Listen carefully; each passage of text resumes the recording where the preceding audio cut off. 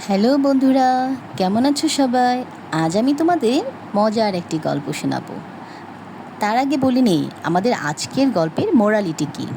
আমাদের আজকের গল্পের মোরালিটি হচ্ছে সততাই সর্বোৎকৃষ্ট পন্থা। আমরা সবসময় কথা ও কাজে সৎ থাকবো, তাহলে আমাদের সাথে সবসময় ভালো কিছু হবে। মনে রাখবে, ঠিক আছে? তো চলো শুরু করা যাক। এক ছিল দরিদ্র কাঠুরে। সে বনে কাঠ কাটত। সেই কাঠ বিক্রি করে তার সংসার চলত, কিন্তু তার মনে কোনো লোভ ছিল না। কাঠুরিটি একদিন বনে কাঠ কাটছিল। কাঠ কাটতে কাটতে হঠাৎই তার হাত ফসকে তার কুঠারটি নদীর পানিতে পড়ে যায়। নদীর পানি ছিল অনেক গভীর, তাই কাঠুরে তার কুঠারটি হারিয়ে নদীর ধারে দাঁড়িয়ে কাঁদতে লাগলো।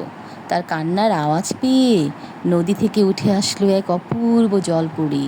জলপরীটি তাকে জিজ্ঞেস করলো, কি হয়েছে তোমার? তুমি কাঁদছো কেন? কাঠুরিটি তাকে সব খুলে বলল। তার কথা শুনে জলপরী বলল, আমি তোমাকে সাহায্য করব, দেখি তোমার কুঠারটি খুঁজে পাই কি না। এই বলে সে নদীর পানিতে ডুব দিল। সে ডুব দিয়ে প্রথমে একটি রূপার ও তারপর একটি সোনার কুঠার আনলো।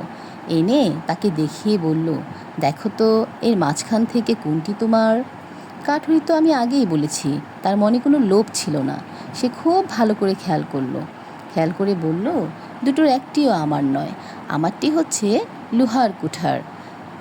তারপর কাঠুরি খুব মন খারাপ করলো তার কুঠারটি না পেয়ে। জলপরি বলল, দাঁড়াও, আমি আবারও দেখছি। তারপর সে তার লোহার কুঠারটি নিয়ে তাকে উপহার দিল। কাঠুরির সততায় মুগ্ধ হয়ে জলপরি তাকে সোনা ও রূপার দুটো কুঠারি উপহার দিল। বলল, তুমি খুব সৎ, তোমার সততায় আমি মুগ্ধ। এই নাও, এই কুঠারগুলিও তোমার। কাঠুরে মহা আনন্দে খুব খুশি হয়ে বাড়ি ফিরল। তো বন্ধুরা, তোমরা সব সময় সৎ থাকবে। আল্লাহ হাফেজ।